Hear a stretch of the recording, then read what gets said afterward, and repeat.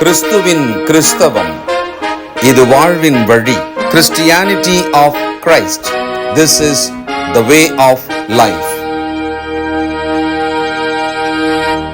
பரிசுத்த ஆண்டவர் இயேசுவின் நாமத்தில் வாழ்த்துக்கள். தேவனுடைய கிருபையும் சமாதானமும் நம் அனைவரோடும் இருப்பதாக. கர்த்தருடைய வார்த்தையை கேட்கும்படி ஆவலோடு இருக்கிற நாம் அதற்காக நம்முடைய நேரத்தை, நம் பிரயாசத்தை செலவிடுகிறோம். ராஜ்யத்து நிமித்தம் ஒருவர் எதை செலவிட்டாலும் தேவன் அதை கணக்கில் வைத்து அதற்குரிய பலனை கொடுப்பார். நமது ஆண்டவர் இந்த பூமியில் இருந்தபோது நமக்கே மிகவும் அற்பமானது, சிறியது என்று நினைக்கிறது எல்லாம் கர்த்தருக்கென்று செய்வதாக ஒருவர் செய்தால் அதை அவர் பெரிதாக பார்க்கிறார். 2 காசு அதை பெரியது என்று சொன்னார். ஆக ராஜ்யத்தின் நிமித்தம்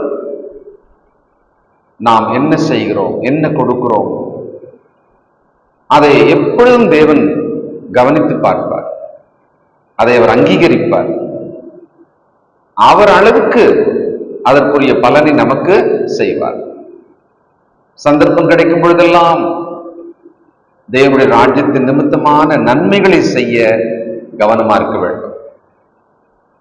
இப்பொழுது நான் அதிகமாக சிந்திக்கிறது, என்னுடைய பிள்ளைகள் சொல்லிக்கொண்டே இருக்கிறது, ஒவ்வொரு நாளும் ஏதாவது நன்மையை பிறருக்கு செய்து கொண்டிருங்கள். ஆண்டவர் பூமியில் இருந்த பொழுது நன்மை செய்கிறவராகவே சுற்றித் திரிந்தார். நியாய தீர்ப்பு நேரத்திலே நம் நன்மைகள் என்ன செய்தோம் என்பதை கணக்கு கேட்பாராம். அதனால வகை தேடி, சந்தர்ப்பம் தேடி நாம நன்மை செய்வதற்கு ஒப்பு கொடுக்க வேண்டும். அந்த விருப்பம், தாகம் இருந்தா அதுக்கான வாய்ப்புகளை கடவுள் கொடுப்பார். வாய்ப்புகளை அவர் கொடுப்பாரானால் செய்யும் திராணியும் கொடுப்பார். If you are interested to do good, God will open an opportunity. When you see an opportunity, God will enable you to do the good. இன்றைக்கு நாம் பார்க்க போகிறது அப்போஸ்தலர் நடபடிகள் 12ஆம் அதிகாரம். ஏரோது ராஜா சபையை துன்புறுத்த, சபையிலே சில முக்கியமான மனிதரை துன்புறுத்த ஏவப்பட்டிருக்கிறார். முதல் வசனம், அக்காலத்திலே ஏரோது ராஜா சபையிலே சிலரை துன்பப்படுத்த தொடங்கி. இந்த ஏரோது ராஜா என்பவர் யார்னா, ஆண்டவர் இயேசு குழந்தை பருவத்தில் இருந்த பொழுது 2 வயது குழந்தைகளை எல்லாம் கொலை செய்ய வேண்டும் என்று சொன்ன அந்த மகா ஏரோது ராஜாவினுடைய பேரன். இந்த ஏரோது என்பது ஒரு பட்டம் மாதிரி. அது அப்படியே வரிசையா ஒவ்வொருவருத்துக்குமே வரும். ஏரோது, அகிரிப்பா, அந்த மாதிரி ஆட் ஆகும் அவங்களுக்கு சர்நேம் மாதிரி இந்த ஏரோதுன்றது. அப்போ ஆண்டவர் இயேசுவை குழந்தை பருவத்திலே கொலை செய்வதற்கு சாத்தான் பயன்படுத்தின ஒரு மகா ஏரோது ஆகிய ராஜா இப்ப குழந்தை பருவத்திலே சபை வளர்ந்து கொண்டிருக்கிறது. இன்ஃபன்ட் ஸ்டேஜில் தான் சபை இருக்கு. இந்த சபையை துன்புறுத்தும்படி, அழிக்கும்படி இந்த பேரனாகிய ஏரோது ராஜா திட்டமிட்டிருக்கிறார். இப்போ துன்பப்படுத்த தொடங்கி என்று பார்க்கிறோம். சபை என்றால் நாம் தானே. அந்த ஆதி சபையானது தேவபக்தியாய் நடக்க மனதாக அவர்கள் ஏகமாய் கூடுவது, வீட்டிலே கூடுவது, கர்த்தருடைய வார்த்தையை ஆவலாக கேட்பது, ரொம்ப ஆவலா, ரொம்ப இன்ட்ரெஸ்டடா இருந்தாங்க.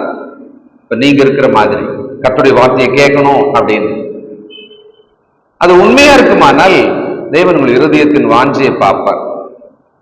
அப்ப அந்த தேவபக்தியை நடக்க மனதா இருக்கிறவர்கள் துன்பப்படுவார்கள் தானே. அதுக்கு முன்னுதாரணம் அந்த சபை தான். அந்த early stage of a church were persecuted because they were interested to be godly, God fearing, obedient. அப்படி அவங்க இருந்தாங்க. நாம் கர்த்தர் நிமித்தமாக கர்த்தருக்கு பயந்து நடப்பதனால, அவரிடத்தில் பயபக்தியா இருப்பதனாலே துன்பப்படணும். தீமை செய்து பாவம் செய்து துன்பப்படக்கூடாது. படுறதும் படுறோம் துன்பம், அது நீதி நிமித்தம் துன்பப்படுவதாக இருக்கணும். இந்த ஆதி சபையார் அப்படித்தான் இருந்தாங்க. தேவன் எப்பொழுதுமே தம்முடைய ஜனத்தை மிக கவனமாக பார்ப்பார். அவர்கள் பாடுகளை கவனிப்பார், அவர்கள் துன்பங்களை கவனிப்பார். நம்ம கூட சில நேரங்களில் நம்முடைய நெருக்கடி, நம்முடைய துன்பம், அதை ஒரு நாள் 2 நாள் அப்படியே அது நீடித்து சில காலம் இருக்கும்போது நம்ம சுற்றிலும் இருப்பவர்கள் நம்மை கவனிக்கிறாங்களா, நமக்கு ஆறுதலா இருக்காங்களா, கை கொடுப்பாங்களா அப்படின்லாம் நம்ம தேடிட்டு தான் இருப்போம். அப்படி செய்வார்கள், பிறகு செய்யாமல் போவார்கள், பிறகு முடியாமல் போவார்கள். அப்ப நேரம் நம்முடைய மனம் தேவனை நோக்கி பார்ப்போம். தேவன் என்ன பண்றார்? இவ்வளவு நாள் இதுலயே நான் இவ்வளவு நாள் போராடுறேனே, அவர் என்ன பண்றார்? அவர் கவனிப்பாரா? அவர் எனக்கு இதுல ஒரு விடுதலை கொடுப்பாரா அப்படின்னு நம்ம யோசிப்போம். நம்ம அந்த மாதிரிலாம் ஏக்கமாக யோசிக்கணும்னு அவசியமே இல்லை. தேவன் தம்முடைய பிள்ளைகளை பார்த்து கொண்டே இருப்பார். உலாவிக் கொன்றும் கண்களினாலே பூமியில் இருக்கிற ஒரு நீதிமானை அவர் பார்த்து கொண்டே இருப்பார். கர்த்தருக்கு பயந்து ஒரு பிரியமாக நடக்கிற ஒவ்வொருவரையும் அவர் பார்த்து கொண்டே இருப்பார். இந்த சபையை, கிறிஸ்துவின் சரீரமான சபையை பார்த்து கொண்டேதான் இருக்கிறார். இப்ப ஏரோது ராஜா சிலரை துன்பப்படுத்தியும்படி 2ஆம் வசனம், யோவானுடைய சகோதரனாகிய யாக்கோபை பட்டயத்தினாலே கொலை செய்தான். சட்டுன்னு முடிஞ்சிடுச்சு இந்த வசனம். சேவானுக்காவது அவரை தேர்ந்தெடுக்கப்பட்டது, அவர் என்ன மாதிரி குணம், அடுத்தது அவர் என்ன மாதிரி ஒரு பெரிய பிரசங்கம் பண்ணாரு, அதை ஜனங்க கேட்டாங்க, கோவப்பட்டாங்க, எரிச்சல் அடைந்து கல்லால் எறிந்து கொன்றார்கள். ஆனா இந்த யாக்கோபு என்பவரோட மரணமானது அப்படியே சில சொற்களுக்குள்ள அடங்கிடுச்சு. ஆனால் சில வசனங்களை கூட நம்ம போய் பார்த்தோம்னா நமக்கு ரொம்ப ஆச்சரியமான சில தகவல்கள் தெரியும். மத்தேயு 20ஆம் அதிகாரம் 22, 23. Matthew 20, 22 and 23.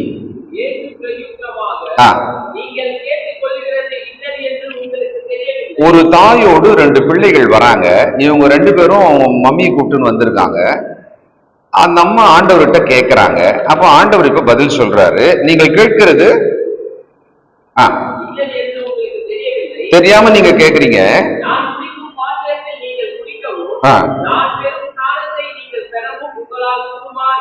என்றார். கூடும் என்றார்கள். என் பாத்திரத்தில் நீங்கள் குடிப்பீர்கள், நான் பெரும் ஸ்நானத்தையும் நீங்கள் பெறுவீர்கள். ஆனாலும்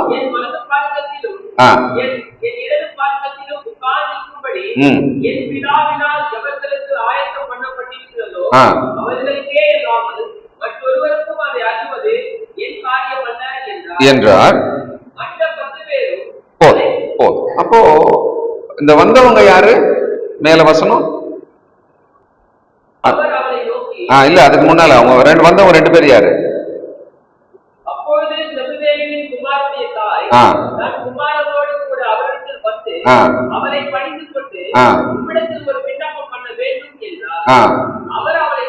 சரி, போதும். இங்க வந்ததுல யாக்கோபு இருக்காரா? செபதேவின் குமாரர், அதுல ஒருத்தர் யாக்கோபு தான். இப்போ அப்பவே சொல்றாரு, ஆண்டவர் சொன்ன ஒரு வார்த்தையை கவனிச்சீங்களா? நான் எடுக்கும் ஸ்நானம், நான் குடிக்கும் பாத்திரம் ஒன்று. அவருடைய மரணத்தை பத்தி சொல்ற, தான் மரிக்க போகிற மரணத்தை பத்தி சொல்ற. உங்களால முடியாது, இவங்க முடியும்ன்றாங்க. ஆனால் இந்த யாக்கோபு பின்னாளில இப்படி ஒரு மரணத்தை அவர் அடைய வேண்டி இருந்திருக்கிறது.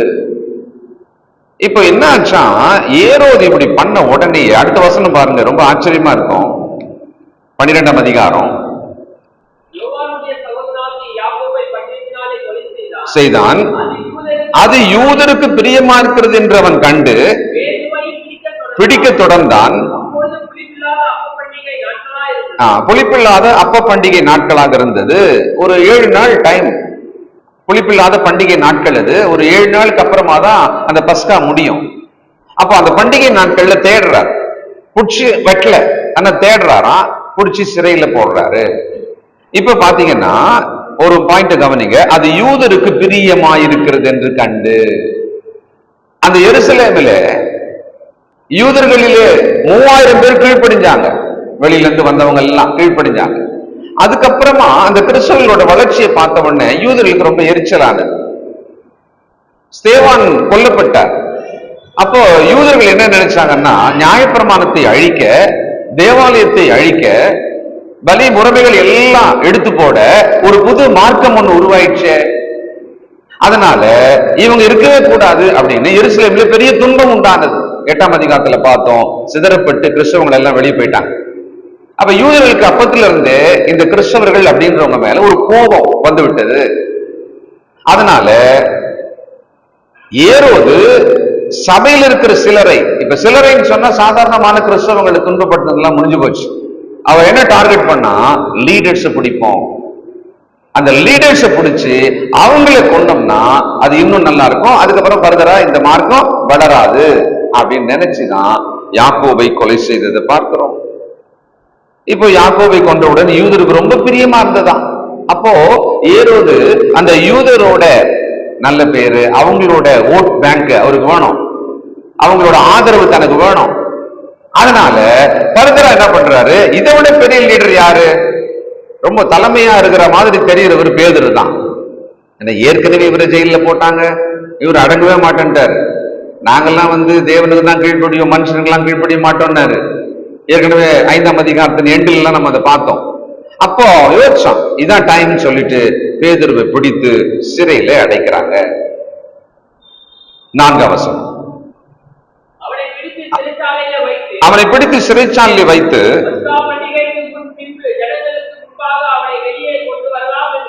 எண்ணி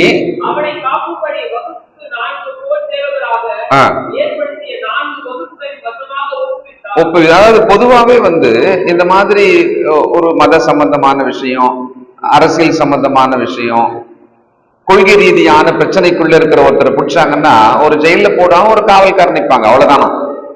ஆனா வகுப்புக்கு 4ன்னு சொன்னா, வகுப்பு என்பதுல 4 பேரு, மொத்தம் 16 பேரை டியூட்டி போட்டு ரொம்ப ஸ்ட்ரிக்டா அவரை வச்சிருக்கிறாங்க.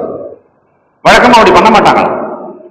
ஏன் இப்ப ஏரோதுக்கு எப்படி ஒரு யோசனைன்னா, மிஸ் பண்ணவே கூடாது, இனி அந்த லீடர்ஸ் எல்லாத்தையும் அடிக்கணும், யூதர்கள் எல்லாரோட ஆதரவு தனக்கு கிடைக்கணும் அப்படின்னு ஒரு திட்டம். மனுஷன் பிளான் பண்ணுவான், தன் யோசனைப்படி எல்லாம் பிளான் பண்ணுவான். அது நல்ல நடக்கிற மாதிரி எல்லாம் அவனுக்கு தோணும் பொழுது இன்னும் அதுல சந்தோஷமாக மனுஷன் திட்டமிடுவான். அப்படிதான் இவர் திட்டமிட்டு பண்றாரு. பண்டிகை காலம், அந்த பண்டிகை நடுவுல பண்ணோம்னா பண்டிகை டிஸ்டர்ப் ஆகும். அதனால அப்படியே ஜெயில போட்டு ஸ்ட்ரிக்டான ஒரு காவல் வச்சுட்டு பஸ்காவுக்கு முன்னால வெளியில கொண்டு ஒரு விசாரணை பண்ணி அது முடிஞ்ச உடனே கொண்டுடலாம். இதுதான் அவருடைய திட்டம். இந்த சூழ்நிலைக்கு பின்னணியில பார்க்கும்போது கிறிஸ்தவ மக்கள் எல்லாருக்குள்ளேயும் ஒரு பெரிய வருத்தம், வேதனை. என்ன, யாக்கோபு சிரச்சேதம் பண்ணப்பட்டார், கொலை செய்யப்பட்டு விட்டார். கண்டிப்பா அந்த பாடியை கொண்டு போயிட்டு அடக்கம் பண்ணிட்டு ஒரு துக்கத்துல, ஒரு கலக்கத்துல கண்டிப்பா இருப்பான். என்னடா இது, இந்த மார்க்கத்துக்குள்ள வந்தோம், ஒரு பக்கம் பார்த்தா அற்புதங்கள் நடக்கிறது, ஆச்சரியங்கள் நடக்கிறது, மேசியாவாகிய கிறிஸ்து நமக்காக மரித்தார், நல்லா இருக்கு, அவருடைய போதனைகளை கேட்டு நம்ம போயிட்டே இருக்கிறோம், தேவ செயல் இருக்கிறது, பரிசுத்தாவின் வல்லமை இருக்கிறது. ஆனா நம்மை வழிநடத்துபவர்கள் கொல்லப்படுகிறார்களே, கர்த்தருக்குள் வைராக்கியமானவர்கள் கொல்லப்படுகிறார்களே. ஸ்தேவான் கொல்லப்பட்டார் எருசலேம்ல இருக்கும் போதே, அது ரொம்ப ஏர்லியா நடந்தது. இதெல்லாம் அவங்களுக்குள்ள ஒரு பெரிய கலக்கத்தை, ஒரு பெரிய பயத்தை உண்டாக்கி இருக்கும்.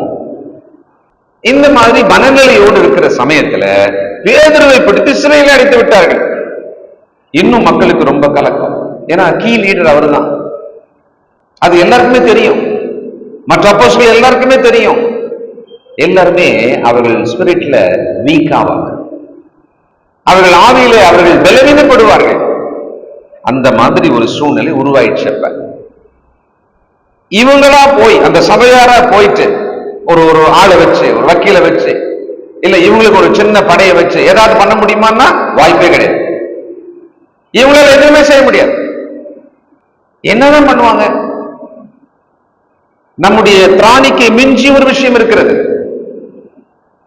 நாம் அதற்குள் எதையுமே செய்ய முடியாது. கைமீறி போயிடுச்சுன்னுவாங்க இல்லையா, அந்த மாதிரி விஷயம் இது. அப்போ ஒரு கிறிஸ்தவன் என்னதான் பண்ணுவான்? அதுக்கான பாடம் தான் நம்ம இங்க பார்ப்போம். இப்போ 5வது வசனம், அப்படியே பேதுரு சிறைச்சாலையிலே காக்கப்பட்டிருக்கையில் சபையார் அவளுக்காக தேவனை நோக்கி ஊக்கத்தோடு ஜெபம் பண்ணினார்கள். என்னதான் பண்ண முடியும்? அப்போ ஜெபம் தான் பண்ண முடியும். இதுதான் நமக்கான பாடம். ஜெபம் தான் பண்ண முடியும். அரசாங்கத்துக்கு எதிராக போக முடியுமா? முடியாது. ஏரோதனுடைய வரிசையில பார்த்தா எதிர்க்கிறவன் எல்லாம் வெட்டிடுவான். அவனுடைய அதிகாரம் ரொம்ப வலிமையா இருந்தது. ரோம ஆட்சியின் கீழே ரொம்ப ஸ்ட்ராங்கான ஒரு பவர்ஃபுல்லான மேனா இருந்திருக்காங்க. அப்ப ஜனங்களுக்கு ஒரே வழிதான், அவர்கள் முழங்கால் படிட்டு அப்படி கையெல்லாம் தூக்கி பேரணி எல்லாம் போய் அரண்மனைக்கு முன்னால நின்று கோஷம் போட்டு எங்கள் தலைவரை விடுதலை செய் பண்ண முடியாது. நாம கூட வாழ்க்கையில சில விஷயம் தெரியுது, அது ஏதாவது சரி பண்ணலாமான்னா முடியாதுன்னு நமக்கு தெரியுது. என்னதான் பண்றது? பிரச்சனை தீர்ந்தமே, என்னாலையும் பண்ண முடியாது, ஆனா பிரச்சனை தீரணும், அது ரொம்ப அவசியம்தான். ஒண்ணு பண்ணா போதும், முழங்கால் படிட்டு தேவனை நோக்கி ஜெபித்தா போதும். எனக்கு அந்த மாதிரி நிறைய விஷயங்கள் இருக்கு வாழ்க்கையில. பிரச்சனை நானா போய் சரி பண்ணலான்னு ஒரு ரீச்சபிள் இருக்கும், ஆனா என்னால் செய்ய முடியாது. அப்படி ஒரு தடை இருக்கும். அப்ப ஜெபம் மட்டும் பண்ணிடுவேன். தேவன் அதை உரிய நேரத்தில் எடுத்து போடுவார், அதை இல்லாமல் செய்து விடுவார். அதுக்கான நிறைய அனுபவம், நிறைய விஷயங்கள் என்னுடைய வாழ்க்கையில் இருக்கு. உங்களுக்கு எனக்கும் இதுதான். நாம் எதை செய்ய முடியாது, ஆனால் நமக்கு அது நடக்கணும். ஒரே வழி தேவனை நோக்கி ஜெபிக்கிறது தான். இப்ப அவங்க என்ன பண்ணாங்களா? சபையை ஜெபம் பண்ணாங்களாம். ரொம்ப வேதனையோட தான் பண்ணிட்டு இருப்பாங்க. ஏன்னா யாக்கோபோட ஒரு மரணம் அவர்களுக்குள்ள பெரிய தாக்கத்தை ஏற்படுத்தி இருக்கிறது. பேதுருவை பிடித்து சிறையில போட்டது மிகப்பெரிய கலக்கத்தையும் கலந்து இப்ப ஏற்படுத்தி இருக்கிறது. இதுல அவங்களுக்குள்ள ஒரு பெரிய ஒரு பயமும் வேதனையும் கலந்த ஒன்றாக இருப்பாங்க, திகிலா இருப்பாங்க. அவங்க ஜெபம் பண்றதுதான் சரியான வழி. அவர்கள் ஜெபிக்கிறாங்க. என்ன நடந்தது? 6 முதல். முந்தின நாள் ராத்திரியில 2 சங்கிலியால் கட்டப்பட்டு, என்ன பெரிய குற்றம் பண்ணிட்டாருன்னு இவரை சங்கிலியில வேற கட்டி 2 காவல்காரரை ரொம்ப ஸ்ட்ரிக்டா நிறுத்தி, இவரு ராஜதுரோகம் பண்ணாரா அரசாங்கத்துக்கு எதிராக? இல்ல, மத சம்பந்தமான கொள்கை ரீதியான விஷயம் மட்டும்தான். ஆனா அங்க ஒரு பாயிண்ட் முக்கியமா இருந்தது. ஏரோது ராஜாவுக்கு யூதருக்கு பிரியமா இருக்கிறது. அந்த யூதரை தனக்கு ஆதாயப்படுத்தணும்ன்ற நோக்கம் இருந்தது. நேரடியாக இந்த பேதுருடைய குற்றம் ஏரோதுவை தனிப்பட்ட விதத்திலே பாதிக்க போறதே கிடையாது. நமக்கு ஒரு பிரச்சனை, நேரடியாக நாம் சொன்னது நாம் செய்ததே இருக்காது, ஆனாலும் பிரச்சனை தான். தேவனை நோக்கி நாம் ஜெபிக்கும் போது தேவன் அங்கே இறங்கி வந்து தம் வல்லமையான செயலால் அவர் நிரூபிப்பார், அவர் காண்பிப்பார். நாம அதை ஒண்ணுமே செய்ய வேணாம். கத்திரத்திலே ஒப்பு கொடுத்தா போதும். கத்திரத்திலே ஒப்புவி, அவர் பார்த்துக் கொள்வார். உன் வழிகளை அவரிடத்திலே ஒப்புவி, அவர் பார்த்துக் கொள்வார். இவங்க ரொம்ப ஊக்கமா சில நாட்கள் ஜெபம் பண்ணிட்டே இருந்திருக்காங்க தொடர்ந்து. அப்போ சேவகர் இருக்கிறாங்களாம். நடுவே இவர் நித்திரை செய்து கொண்டிருந்தாங்க. அப்படி இருக்கா பாருங்க, 2 சேவகர் சங்கிலியில கட்டப்பட்டு, என்னது அப்படியே ஒரு கோபமா எரிச்சலா, எப்படி இருந்தேன்? ஒரு அமைதியா ஒரு மீனவனா அன்றாடம் வாழ்ந்துன்னு இருந்தேன். சரி, 3 வருஷம் ஆண்டவரோட கூட இருந்து அற்புதங்கள்லாம் பார்த்து, எத்தனையோ பேருக்கு அற்புதம் நடந்ததெல்லாம் பார்த்தாச்சு. இப்போ கர்த்தருடைய வார்த்தையை சொல்லணும்னு வரும்பொழுது அடிக்கிறான், கூப்பிட்டு சிறையில போடுறான், மறுபடியும் விடுறான், இப்ப மறுபடியும் ஜெயில போட்டிருக்கான், நம்மளுக்கு கொலை வேற செய்ய போறான். என்னதான் இருந்தாலும் தன்னுடைய ஒரு மாம்சத்துல சிந்திக்கலாம். ஆனா பேதுரு ஆச்சரியமா இருக்கு, சங்கிலி எல்லாம் கட்டி இருக்குது, தூங்கினுங்கிறான். அவன் நித்திரையா இருந்தாராம். அப்ப நிச்சயமா தூக்கம் வரக்கூடாது நம்மளுக்கு. அவர் கொலை செய்யப்பட வேண்டிய ஒரு ஆள். இப்ப தூக்கு தண்டனை கைதின்னு வச்சுக்கோமே, தூக்கமே வராது, அவங்களுக்கு தூக்கமே வராது, அவர்கள் நிம்மதியா இருக்கவே முடியாது, அவர்கள் மன அமைதியாவே இருக்காது. அப்படி ஒரு ஸ்டேஜ்ல தான் பேதுரு இருக்கிறார். ஆனால் அவர் நித்திரையா இருந்தார். அப்படின்னா அது என்னதான் அது பின்னால் இருந்திருக்கும்? கர்த்தர் நிமித்தம் அவருக்காக தான் செய்கிற அந்த ஊழியத்தின் மேல அவர் எதை செய்தாலும் அதை நன்மைக்கு எதுவாகவே செய்வார், கர்த்தர் பார்த்துக் கொள்வார். இதெல்லாம் அந்த பேதுருவோட மனசுல கண்டிப்பா இருக்கும். ஆபிரகாமின் விசுவாசம் அவருக்குள்ள கண்டிப்பா இருந்திருக்கும். ஏன்னா விசுவாச விஷயத்துல ரொம்ப துணிச்சலாம நடக்கக்கூடியவர் பேதுரு. அவர் நித்திரையா இருந்தார். அந்த நேரத்தில் ஒரு மனுஷனுக்கு தூக்கம் வரக்கூடாது, ஆனால் அவர் நித்திரையா இருந்தார். இது நமக்கு ஒரு பாடம். நாம் நம்முடைய பிரச்சனைகளை 2 கண்களுக்கு நடுவில் கொண்டு வந்து அதுக்கு முன்னால் ஒரு பூத கண்ணாடியை வச்சு அதை பெருசாக்கி, அது பெருசான பிறகு அதை வார்த்தையினாலே புலம்பி அதை இன்னும் அகலமாக்கி அதை இன்னும் தண்ணி உரலாம் போட்டு வளர்த்து, இப்படிதான் நம்ம பிரச்சனை கையில மாட்டினா நம்ம அதை அப்படி பண்ணிக்கிட்டு வளர்த்து விட்டுக்கினே இருப்போம். அதுக்கு நமக்கு ரொம்ப அழகான நண்பர்கள், உறவினர்கள் எல்லாம் கிடைப்பாங்க. அவங்களும் சேர்ந்து ஒரு பக்கெட் தண்ணி ஊற்றுவாங்க. அதுல நீ சாதாரணமா நினைக்காத அப்படின்னுவாங்க. நம்ம அதை சாதாரணமா நினைச்சுட்டு இருப்போம். ஒரு விசுவாசி கர்த்தர் மேல விசுவாசம் வைக்கும் போது அவரிடத்துல பாரத்தை விட்டு விட்ட பிறகு, கர்த்தர் மேல் பாரத்தை வைத்து விடு, கர்த்தர் மேல் பாரத்தை வைத்து விடுன்னு தான் இருக்குது. இங்க பேதுரு கிட்ட நம்ம அந்த உதாரணத்தை பார்க்கிறோம். அவர் தூங்கிட்டு இருக்காராம். என்ன நடந்தது? அங்கே வந்து நின்றான், வெளிச்சம் பிரகாசித்தது, தட்டி சீக்கிரமா எழுந்திரு என்று சொல்லி அவன் எழுப்பினான். தேவன் வந்து இறங்கும் போது, தேவன் நம்முடைய வாழ்வுக்குள் செயல்படும் பொழுது நம்முடைய சங்கிலிகள் அறுபட்டு விழுந்துரும். நமக்கெல்லாம் ஒரு பிசிக்கலான செயின் கட்டப்பட்ட மாதிரிலாம் இப்ப இல்லை. ஆனா ஏதோ ஒரு வகையில தேவனுக்கு விரோதமானவைகள் கூட நம்முடைய வாழ்க்கையில் நம்மளை கட்டி போட்டிருக்கலாம். அங்கே தேவ நீதிக்கு விரோதமான ஏரோதினாலே அவன் அதிகாரத்தினாலே கட்டப்பட்ட சங்கிலி இந்த தேவ மனுஷனை கட்டி இருந்தது.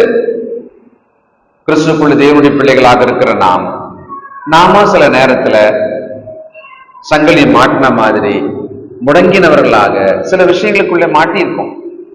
அது நம்முடைய சொந்த பாவ இச்சைகளாக இருக்கலாம். ஆனால் தேவன் அதுக்குள்ள வந்து இறங்கும் போது, அவர் நம்மை தொடும் போது, அவருடைய செயல் நமக்குள்ள இறங்கும் போது சங்கிலிகள் எல்லாம் தானா தாழ்ந்துடும். நம்ம அலோ பண்ணணும். அங்கே சபையார் ஜபிச்சாங்க, இங்க தனி நபர்களாக நாம் ஜபிக்கணும். நாம் எப்படி இருக்கணும் அப்படி இல்லையே. அப்படி உங்களுக்கு தோணுச்சுன்னு சொன்னா தேவனுக்கு உங்களை ஒப்பு கொடுங்க. நான் எப்படி இருக்கணும்? நான் நமக்கு பிரியமாக இருக்கணும். நான் அப்படி இல்லையே, அப்ப என்னை கட்டி இருக்கிற சங்கிலிகள் அவிழணும். தேவனே, உன் கரத்தினால் என்னை தொடும், எனக்கான ஒரு விடுதலையை கொடுங்க, உமக்காக வாழ்வதற்கு எனக்கான விடுதலையை கொடுங்க. இதுக்காக தான் கர்த்தருடைய வசனத்தை கேட்கிறோம். இதுக்காக தான் அப்படி உதாரணங்களை நாம் படிக்கிறோம். அப்போ பேதுருவை தேவதூதன் தட்டி சீக்கிரமா எழுந்துரு அப்படின்னா ரொம்ப டீப் ஸ்லீப்ல இருக்கிறார் பொழுது அவர் அப்படியே தட்டி உலுக்கி எழுந்துரு, சீக்கிரமா எழுந்துரு. சங்கிலிகள் விழுந்தன. அப்புறம் தூதன் அவனை நோக்கி தொடுத்து என்றான். செய்தான். எவ்வளவு இன்ஸ்ட்ரக்ஷன், பாதி தூக்கத்துல அப்படியே பயங்கர தூக்கத்துல இருக்கிறார் பிறகு அவருக்கு.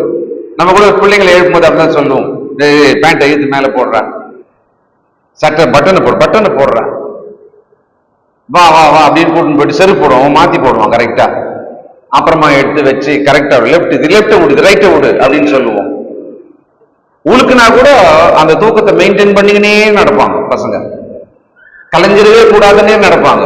அப்போ இவர் வந்து சொல்ற, சீக்கிரமா எழுந்துரு, உன் அறையை கட்டிக்கொள், பாதரட்சியை தொடுத்துக்கொள், வஸ்திரத்தை போத்திக்கொள். பாருங்களேன், தேவன் ஒரு தூதனை அனுப்பி ஒரு சாதாரணமான மனுஷனுக்கு இவ்வளவு இன்ஸ்ட்ரக்ஷன் கொடுத்து ஒரு குழந்தை மாதிரி கூட்டின்னு போறாரு. பாருங்களேன், தேவ சித்தம். கவனிங்க, ஒரு முக்கியமான பாயிண்ட். சகோதரர்கள் சகோதரிகள் கவனிங்க, என் மூலமாக ஒரு தேவ சித்தம் நிறைவேறணும்னு வச்சுக்கோங்களேன், இறங்கி என்ன தேவன் கொண்டு போவார்.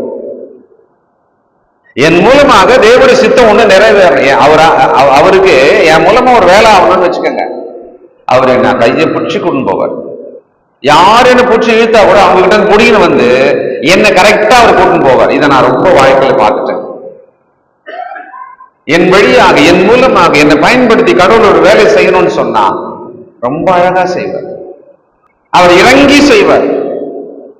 சிறையில் இருந்த அந்த மனிதனை தேவதூதனை அனுப்பி தேவன் இப்படி செயல்படுறான்றது ரொம்ப சுவாரஸ்யமா இருக்கு. It's a beautiful action. ஒரு ஒரு மனிதனை அவர் தட்டி எழுப்பி இப்படி கூட்டின்னு போறார் பாருங்க. தேவனுக்கு உங்களை கமிட் பண்ணுங்க. வாலிப பிள்ளைகள், கமிட் யுவர் செல்ஃப்.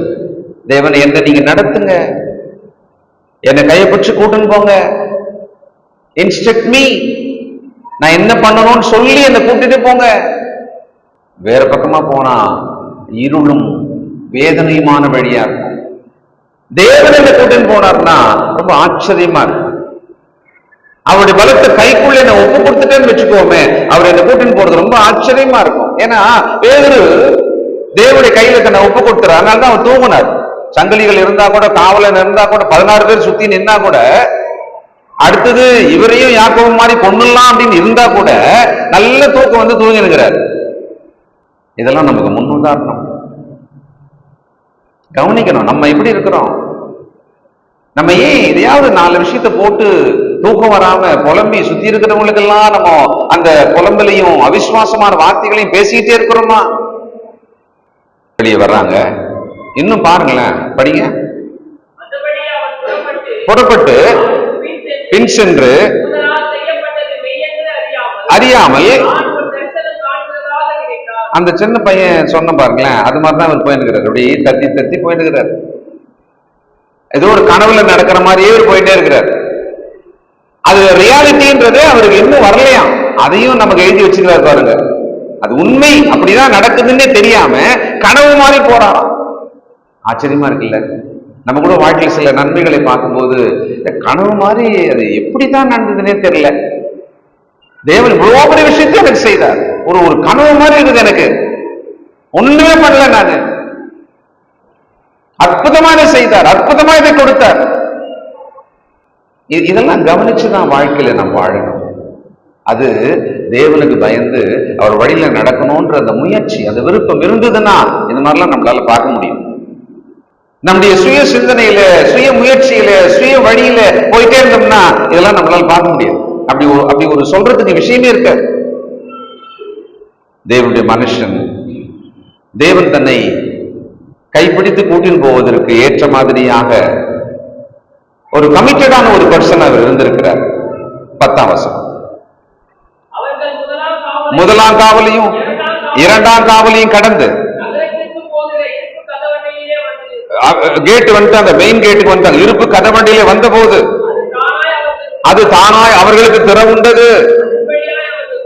புறப்பட்டு வீடு நெடுக நடந்து போனார்கள்.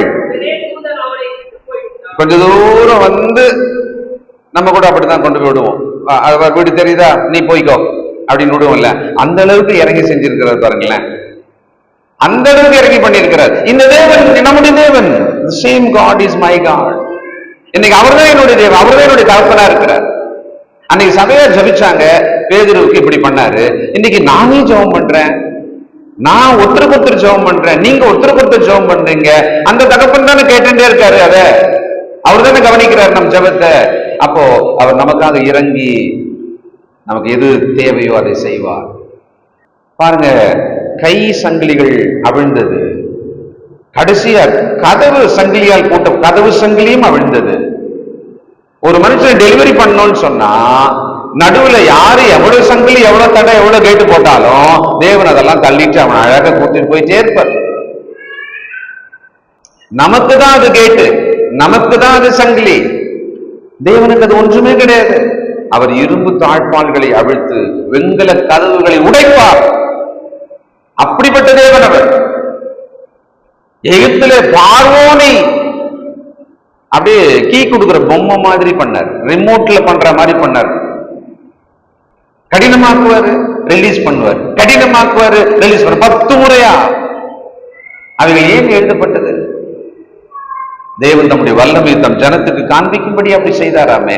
இன்றைக்கு நம்முடைய வாழ்க்கையில ஏன் இந்த நெருக்கடி வருது, ஏன் இந்த கஷ்டம் வருது, ஏன் இந்த தடை வருது?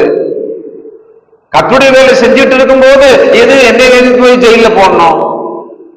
நான் என்ன ஒரு மோசமான வாழ்க்கையா வாழ்ந்து இருக்கிறேன்? நான் என்ன தப்பா பண்ணிட்டேன் என்ன கொண்டு போய் ஜெயில போடுறதுக்கு? பேதுரு நினைக்கலாம் இல்ல. நாம் கூட சொல்றாரு அப்படிதான் நினைக்கிறோம். நாம் கர்த்தருக்கு பயந்து தானே நடக்கிறோம். நமக்கு எதுக்கு இந்த தேவையில்லாத பிரச்சனை வரணும்?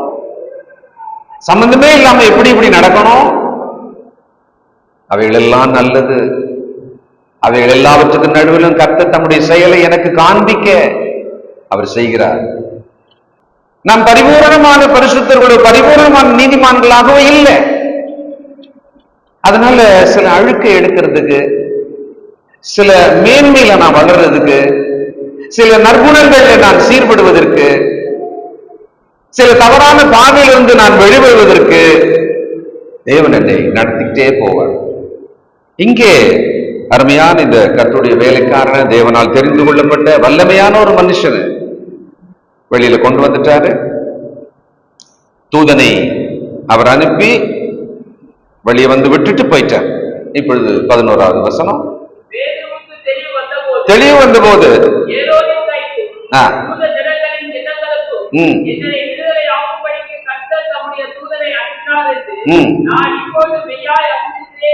தயவுசெய்து பெரியவங்க எல்லாம் கவனிங்க.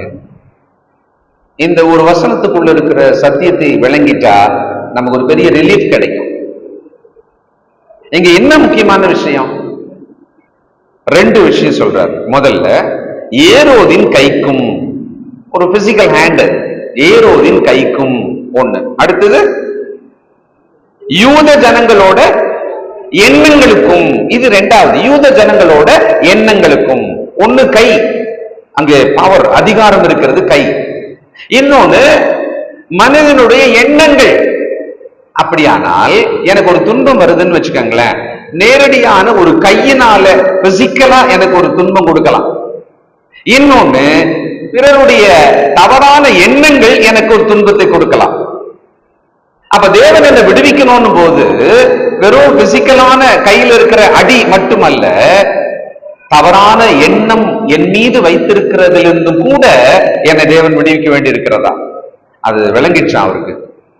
சில நேரங்கள்ல அடிச்சுனே இருக்கிறாங்க அப்படின்னா அவங்க அடிக்கிறத நிறுத்தணும் ஒண்ணு. இன்னொன்னு, நம்மை தவறாக நினைக்கிறாங்க, நம் மீது ஒரு துன்பம் வரணும்னு ஒருத்தர் நினைக்கிறாங்க, நமக்கு ஒரு கஷ்டம் வரணும்னு ஒருத்தர் நினைக்கிறாங்கன்னு வச்சுக்கோங்களேன். யூத ஜனங்களுக்கு என்ன நினைப்பான்? இந்த கிறிஸ்தவர்கள், கிறிஸ்தவ தலைவர்கள் எல்லாம் அழியணும், ஏரோது அவர்களை அழிக்கணும். இதான் அவர்களோட நினைவு, இதான் அவர்களோட யோசனை. அப்போ அவருடைய எண்ணங்களுக்கு ஏன் அந்த எண்ணங்கள் இங்க முக்கியமா சொல்லப்பட்டது சொல்லுங்க? அந்த எண்ணங்கள்ன்ற பாயிண்டை ஏன் ஆவியானவர் நம்ம எழுதி வச்சார்? ஏற்கனவே நான் சொல்லிட்டேன். என்ன, யாக்கோபை கொலை செய்த போது யூதருக்கு எப்படி இருந்தது? பிரியமா இருந்தது. அவங்க மனசுக்கு ரொம்ப அந்த எண்ணம், அவங்க எண்ணம் எப்படி இருந்துதான்? இட்ஸ் குட் அப்படின்னு நினைச்சாங்களா அவங்க. அவன் என்ன அதுல இருந்து எப்படி இருந்துதான்? பேதுருவை பிடிச்சாங்களா, இவனையும் சாவடிக்கணும், அவன் என்ன அப்படி இருந்துதான். நாம பல நேரம் பிசிக்கலா எதிரில் இருக்கிற ஒரு ஆள், அவர்கள் நம்ம கொடுக்கும் துன்பம், அதையும் பேஸ் பண்ணுவோம். இன்னொரு நேரம் நிழல் போல மனிதரோட எண்ணங்கள் நமக்காக செயல்பட்டு கொண்டிருக்கும். நல்லதா செயல்படும்ன்றதையும் பார்த்திருப்போம், கெட்டதாகவும் செயல்படும். அவங்க எண்ணங்கள்ல ஏதோ தவறான அபிப்பிராய யோசனை இருக்கலாம், அவர்கள் நமக்கு எதிராக அவர்கள் பேசிக்கொண்டே இருக்கலாம். இந்த யூத ஜனங்கள் பேதுருவுக்கு எதிரான எண்ணம் கொண்டிருந்தார்கள். அது ஏரோதுக்கு சாதகமாக இருந்தது. அதனால பேதுருவை கொலை செய்யும்படியாக அவன் திட்டமிட்டான். அப்போ ஆவியானவர் என்ன தெளிவு கொடுத்தாரா? ஏரோதின் கைக்கும் யூத ஜனங்கள் செய்ய நினைத்தவற்றுக்கும் எந்த எண்ணத்துக்கும் என்னை விடுதலையாக்கினார் என்று நான் இப்பொழுது மெய்யாய் அறிந்திருக்கிறேன் என்றான். தேவன் நம்ம எந்த அளவுக்கு கவனிப்பார், நம்மளை எந்த அளவுக்கு நம்மளை விடுதலையாக்கி கொண்டு வருவார். ஒரு நேரடியான சரீர பிரகாரமான துன்பத்தை ஒருவர் கொடுத்தால் அங்கிருந்து என்னை வெளியே கொண்டு வருவார். எண்ணங்களிலிருந்து, அவருடைய யோசனைகளிலிருந்து எனக்கு ஒரு துன்பத்தை ஒருவர் கொண்டு வந்தால் அதிலிருந்து என்னை விடுதலையாக்குவார். இதை தெரிஞ்சுக்கிட்டு நம்ம என்ன பண்ணோம்? ஜெபம் பண்ணணும். தேவனே, இந்த நேரடியான துன்பம் இவங்களால எனக்கு வருது, விடுதலை கொடுங்க. சிலரோட எண்ணங்கள் என் மீது தவறா இருக்கிறது, அதனால அதிலிருந்தும் எனக்கு விடுதலை கொடுங்க. அவ்வளவுதான். நம்ம அதான இப்போ அப்படியே ஒரு ஆபரேஷன் தியேட்டர்ல பிரிச்சு காமிக்கிற மாதிரி இல்லை இப்ப நம்ம பாக்குறோம். நம்ம தெளிவா கேட்கணும் தேவன் கிட்ட. தேவன் ரொம்ப சந்தோஷப்படுவார். ஏன்னா அவருடைய செயலை நான் புரிஞ்சுக்கிட்டு நான் அவர்கிட்ட கேட்கிறேன்ல. வாசிப்போம். அவன் இப்படி நிச்சயித்துக் கொண்டு மரியாள் வீட்டுக்கு வந்தான்.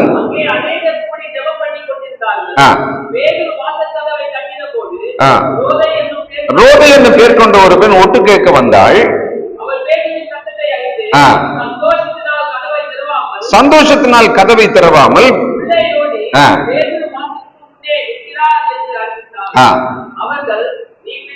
பிதற்றுகிறாய், உறுதியாய் சாதித்தாள். தூதனா இருக்கலாம் என்று சொல்லி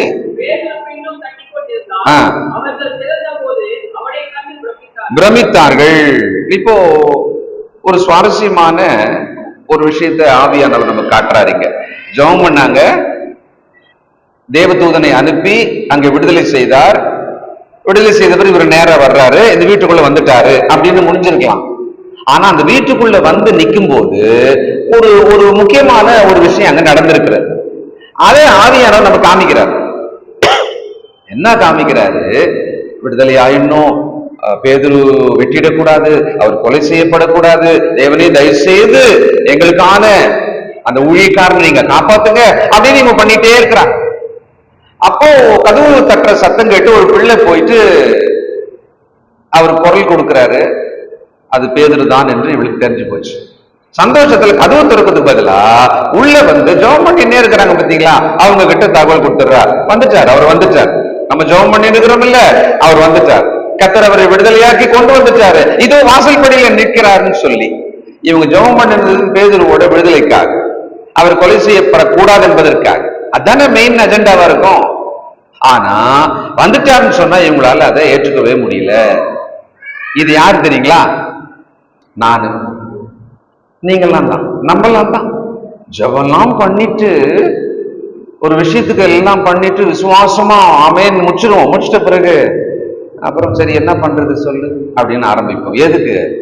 ஏற்கனவே தேவன் கிட்ட கேட்டு அவர் முடிச்சிடுவாரு பண்ணிடுவாருன்னு சொல்லிட்டு ஆமேன்னு சொல்லி முடிச்சிட்ட பிறகு அந்த விஷயத்தை எடுத்து என்ன பண்றோம்? நம்ம என்ன பண்றது? எனக்கு என்னமோ அது ஆகிற மாதிரி தெரியல, இதுக்கு மேல நம்ம இதுக்கு முயற்சி பண்ணணும்னு அவசியம் இல்லை. ஆனா ஜெபம் பண்ணி முடிச்சு சூட சூட ஜெபம் பண்ணி முடிச்சு ஆமேன்னு சொல்லிட்டு தான் பேசிட்டு இருப்போம். அந்த அனல் போறதுக்குள்ள நம்ம இதை பேசி முடிச்சிடுவோம். சாத்தான் பார்ப்பான், ஓகே நீ என்ன வேணாலும் ஜெபம் பண்ண, நீ அப்புறம் நீயே பீஸ் பிடிங்கிற. அந்த ஜெபத்தோட பீஸை நம்மளே பிடுங்கி வச்சிருவோம். மறுபடியும் பீஸ் போட்டுட்டு ஜெபம் பண்ணுவோம். மறுபடியும் ஜெபம் பண்ண உடனே பேசியே இந்த பீஸை பிடுங்கி வச்சிருவோம். இப்ப இவங்க அப்படிதான், சரி நீ பெதட்டுற அப்படின்னு. அவன் சாதிக்கிறா. தேவன் நமக்கான ஒரு விஷயத்தை செய்யும் போது அதை பார்த்து அதை ஏற்றுக்கொண்டு அதில் மகிழ்வதற்கு நமக்கும் விசுவாசம் தேவைப்படுகிறது. அவர் செஞ்சிட்டார், பதில் கொடுத்துட்டாரு, அதை ரிசீவ் பண்றதுக்கு எனக்கு விசுவாசம் தேவைப்படுது. வாசல்ல வந்துட்டாரு அவரு, அதை ரிசீவ் பண்றதுக்கு எனக்கு விசுவாசம் தேவைப்படுது. ஜெபிக்கிறதுக்கு விசுவாசம் சொல்றோம் இல்ல, பதில் கிடைச்சு அதை அனுபவிக்கிறதுக்கு எனக்கு விசுவாசம் தேவைப்படுகிறது. அது வரைக்கும் என்னுடைய விசுவாசத்தை காப்பாற்ற வேண்டி இருக்கிறது. சரி, உள்ள வந்தாரு. 17 கையமர்த்தி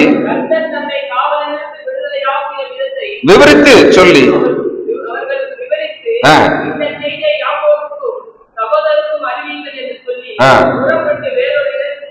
போனான். அப்போ நாம் கற்றுக்கொண்ட பாடங்கள் என்ன? தேவன் நம்மை கவனிக்கிறார். ஒரு கார்டன்ல சின்ன பையன் விளையாடிட்டே இருந்தான். விளையாடிட்டே இருக்கும் பொழுது ஒரு சின்ன காரு அதெல்லாம் வச்சுட்டு விளையாடிட்டே இருக்கிறான். கீ கொடுக்குற காரு அது அப்படி நேரா போறதுக்கு போனா நடுவுல கொஞ்சம் தூரம் போயிட்டு பிறகு ஒரு பெரிய கல் ஒண்ணு இருந்தது. அதனால அந்த சின்ன விளையாட்டு பொம்மை காரு அதுக்கு மேல போகல. சரின்ட்டு என்ன பண்ணா, அந்த கல்லை நவுத்துக்கு ட்ரை பண்றான், முடியல அவனால. அப்ப அதை பார்த்துட்டு வெளியில வந்தார். வந்துட்டு சொல்றாரு, முழு ஸ்ட்ரென்த் நீ யூஸ் பண்ணு அப்படின்ற. சரின்ட்டு குனிஞ்சிட்டு மறுபடியும் அதை தூக்கி ட்ரை பண்றான். அப்ப சொல்றாரு, உன்னோட ஃபுல் ஸ்ட்ரென்த்தை யூஸ் பண்ணுப்பா அப்படின்ற. மறுபடியும் என்ன பண்றான், அப்படியே ஒரு பெரிய ஒரு வீரன் மாதிரி மூச்சு கிச்சு இழுத்துக்குன்னு மறுபடியும் அந்த கல்லு எடுத்து ட்ரை பண்றாரு. முடியல. என்ன டாடி முடியவே இல்லை, அவ்வளவு ஸ்ட்ரென்த், என்னோட ஃபுல் ஸ்ட்ரென்த்தையே நான் யூஸ் பண்றேன், முடியலையே டாடி அப்படின்றான். இல்லப்பா, நான் மறுபடியும் சொல்றேன், உன்னோட முழு ஸ்ட்ரென்த்தை நீ யூஸ் பண்ணவே இல்லை. நான் தான் யூஸ் பண்றேனே, நீங்க சொல்லி 4 times நான் யூஸ் பண்ணிட்டேனே இப்ப அப்படின்றான். அப்ப சொன்னாரு, உன் பக்கத்துல டாடி நிக்கிறேன்ல, உன்னோட முழு ஸ்ட்ரென்த்தோட பார்ட் யாரு? டாடி. என்கிட்ட நீ ஒரு வார்த்தை சொன்னேன்னு சொன்னா நான் உனக்காக என்ன பண்ணிருப்பேன், அதை தூக்கி போட்டுருவேன். என்னோட முழு ஸ்ட்ரென்த் நான் எந்த மட்டும் இல்லை. அதனாலதான் முக்கிய முனைகின்னு தூக்கின்னு அவஸ்தைப்பட்டு புலம்பினுக்கிறோம். நம்ம முழு ஸ்ட்ரென்த்ன்றது என்ன? நம் தேவனோடு சேர்ந்ததுதான். அவர் எனக்காக யாவையும் செய்து முடிப்பார்னு இருக்கும் பொழுது நான் என்ன சொல்லிடணும் அவர்கிட்ட, தூக்க முடியல, தூக்குங்க, என்னால மேனேஜ் பண்ண முடியல, நீங்க பாத்துக்கோங்க, நீ எவ்வளவு பண்ணிட்டு இதுக்கு மேல என்னால் முடியாது, ஜஸ்ட் கேரி ஆன், நீங்க பாருங்க, நீங்க தூக்குங்க, நீங்க கை கொடுங்க. இதுதான் நம்மளோட முழு ஸ்ட்ரென்த். இதை நாம் பயன்படுத்தும் போது அதை எப்படி பயன்படுத்தலாம்? நாம் செய்கிற ஒரு சரியான ஜெபம் தான். நான் எப்பவுமே சொல்றது, ஒரு எளிமையான உண்மையான ஒரு சிறிய ஜெபம் செய்யுங்கள். அது உங்கள் வாழ்க்கையில மிகப்பெரிய நல்ல பலனை, தேவ செயலை கொண்டு வரும். எழுந்திருப்போம், ஜெபம் செய்வோம். சர்வ வல்லமையுள்ள நல்ல பிதாவே, பரிசுத்தர் பரிசுத்தரே, சபையின் வரலாற்றை நாங்கள் படிக்கிறோம், அதன் சம்பவங்களை படிக்கிறோம், தனி மனிதனுடைய வாழ்வில் நீர் இறங்கி செய்த செயலை படிக்கிறோம், விசுவாசிகளோட விசுவாசத்தையும் பார்க்கிறோம், அவர்கள் பலவீனங்களையும் பார்க்கிறோம். ஒரு தனி நபராக சிறுவர் பெரியோர் என்று சொல்லி அவர்கள் நடந்து கொண்ட விதங்களை படிக்கிறோம். நாங்கள் பாடங்களை கற்றுக்கொள்கிறோம். அப்பா, இதோ நீர் எங்களுக்கு சொல்லிக் கொடுக்கும் பாடங்கள் எங்களுக்கு இப்பொழுதைக்கு மிக அவசியமா இருக்கிறது. தகப்பனே, உம்முடைய அற்புதமான வேத வாக்கியங்களுக்காக கோடான கோடி நன்றி சொல்லுகிறோம், துதிக்கிறோம், ஸ்தோத்திரிக்கிறோம். தகப்பனே, கேட்ட முடிய மக்கள் உம்முடைய வசனத்தினால் சந்திக்கப்பட்டிருக்கிறார்களே, அவர்களுக்குள் முழு பயனை தரட்டும். இயேசு கிறிஸ்துவின் நல்ல நாமத்திலே துதித்து ஜெபிக்கிறோம் நல்ல பிதாவே. God bless you.